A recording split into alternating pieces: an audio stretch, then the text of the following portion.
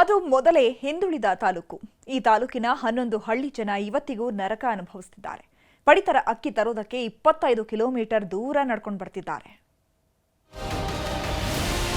Ration ಅಂಗಡಿ ತೆರೀರಿ, ನಮ್ಗೆ ಅಲ್ಲಿ ಹತ್ರ ಆಗತ್ತೆ ಅಂತ ಹೇಳಿದ್ರೆ ಎಷ್ಟು ಮನವಿ ಕೊಟ್ಟರೆ ಏನು ಪ್ರಯೋಜನ ಆಗಿಲ್ಲ. ರೋಡ್ ಇಲ್ಲ ಸರಿ, ಇದು ಬ್ರಿಡ್ಜ್ ಇಲ್ಲ. ಇಲ್ಲ ಇನ್ನೊಂದಕ್ಕೆ 2 ವರ್ಷ ಆಗಿದೆ, ಇನ್ನೊಂದಕ್ಕೆ ಕೊಡ್ತಾ ಇಲ್ಲ.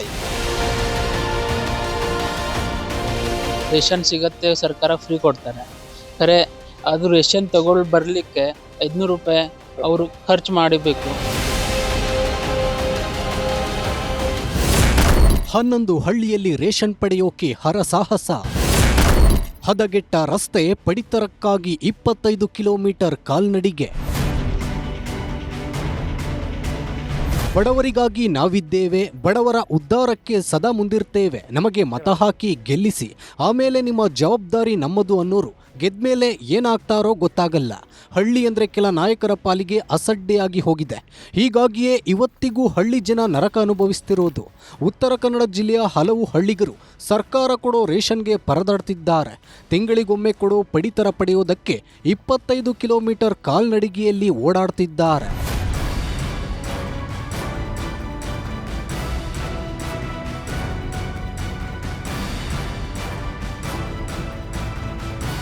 ಉತ್ತರ ಕನ್ನಡ ಜಿಲ್ಲೆಯ ಜೋಯಿಡಾ ತಾಲೂಕು ಹೇಳಿ ಕೇಳಿ ಹಿಂದುಳಿದ ತಾಲೂಕು. ಇಲ್ಲಿನ ಜನರ ಗೋಳು ಆ ದೇವರಿಗೆ ಪ್ರೀತಿ ಎನ್ನುವಂತಾಗಿದೆ. ಕುಂಬಾರವಾಡ ವ್ಯಾಪ್ತಿಯಲ್ಲಿ ಬರುವ ಹಲವು ಗ್ರಾಮಗಳ ಜನ ನಿತ್ಯವೂ ನರಕಯಾತನೆ ಅನುಭವಿಸುತ್ತಿದ್ದಾರೆ. ಒಂದು ಕಡೆ ರಸ್ತೆ ಇಲ್ಲ, ಮತ್ತೊಂದು ಕಡೆ ಸಾರಿಗೆ ಸೌಲಭ್ಯವಿಲ್ಲ. ಕಾಡು ಮೇಡಿನಲ್ಲಿ ಕಾಲ್ನಡಿಗೆ ಮೂಲಕ ನಗರ ಪ್ರದೇಶಗಳಿಗೆ ಬರಬೇಕಿದೆ. ಮೊದಲೇ ಕೂಲಿ ನಾಲಿ ಮಾಡಿ ಬದುಕೋ ಜನ ಹೀಗಾಗಿ ಸರ್ಕಾರ ಕೊಡೋ ಪಡಿತರ ಪಡೆಯೋದಕ್ಕೆ 25 ಕಿಲೋಮೀಟರ್ ದೂರ ನಡೆದುಕೊಂಡು ಬರ್ತಾರೆ. ರೇಷನ್ ಪಡೆದ ಮೇಲೆ ಅಕ್ಕಿ ಮೂಟೆಯನ್ನು ತಲೆ ಮೇಲೆ ಹೊತ್ಕೊಂಡು ಭಾರವಾದ ಹೆಜ್ಜೆ ಇಡ್ತಿದ್ದಾರೆ. ಹೀಗಾಗಿಯೇ ನಿಮ್ಮ ನ್ಯೂಸ್ 18 ಕನ್ನಡ ನಮ್ಮೂರಲ್ಲಿ ನ್ಯೂಸ್ 18 ಅನ್ನೋ ವಿಶೇಷ ಕಾರ್ಯಕ್ರಮದ ಮೂಲಕ ಸುದ್ದಿಯನ್ನ ಬಿತ್ತರಿಸಿದೆ. ಇಲ್ಲಿ ಜನರ ಪರದಾಟವನ್ನ ಸರ್ಕಾರದ ಗಮನಕ್ಕೆ ತರೋ ಕೆಲಸ ಮಾಡಿದೆ.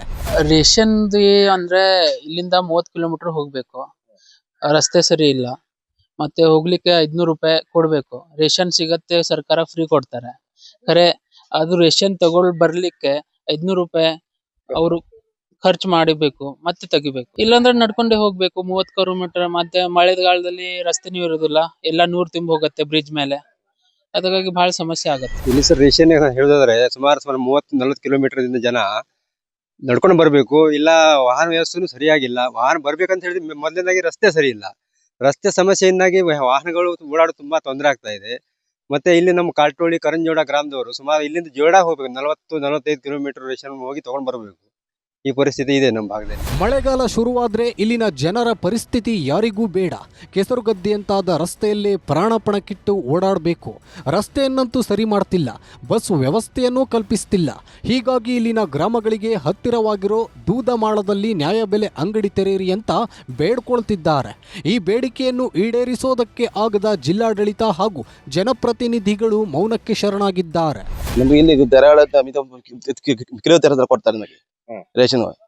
ದುನ್ಮಳ ಆಗಿದ್ದೆ ಅದು ಇನ್ನೊಂದಕ್ಕೆ ಕೊಡ್ತಾ ಇಲ್ಲ. ಇಲ್ಲಿ ರೇಷನ್ ಕಾರ್ಡ್, ರೇಷನ್ ಬರ್ತಾ ಇಲ್ಲ. ಇಲ್ಲಿಂದ ಒಂದು 30 ಕಿಲೋಮೀಟರ್ ಬಗ್ಗೆ ದೂರ ಹೋಗ್ಬೇಕಾಗ್ತದೆ ಕುಂಬಾಡ ತನಕ. ಇಲ್ಲ ದುನ್ಮಳ ಒಂದು ಪಾಯಿಂಟ್ ಆಗಿದೆ, ಅದು ಸೆನ್ಸನ್ ಆಗಿದೆ, ಸೊಸೈಟಿ ಒಂದು ಆಗಿದೆ. ಇಲ್ಲಿ ಇಲ್ಲ ಇನ್ನೊಂದಕ್ಕೆ 2 ವರ್ಷ ಆಗಿದೆ, ಇನ್ನೊಂದಕ್ಕೆ ಕೊಡ್ತಾ ಇಲ್ಲ. ಇಲ್ಲಿ ಬರೀ ಕಷ್ಟ ಆಗ್ತದೆ ನಮ್ಗೆ ದೂರ ಹೋಗಿ. ಒಟ್ನಲ್ಲಿ ನ್ಯೂಸ್ 18 ಕನ್ನಡ ಇಲ್ಲಿ ಜನರ ಸಮಸ್ಯೆಯನ್ನ ಎಳೆ ಎಳೆಯಾಗಿ ಬಿಚ್ಚಿಟ್ಟಿದೆ. ಇನ್ನಾದ್ರೂ ಅಧಿಕಾರಿಗಳು ಇತ್ತ ಗಮನ ಹರಿಸಿ ಹಳ್ಳಿಗರ ಪರದಾಟಕ್ಕೆ ಮುಕ್ತಿ ಕಾಣಿಸ್ತಾರಾ ಕಾದು ನೋಡಬೇಕು.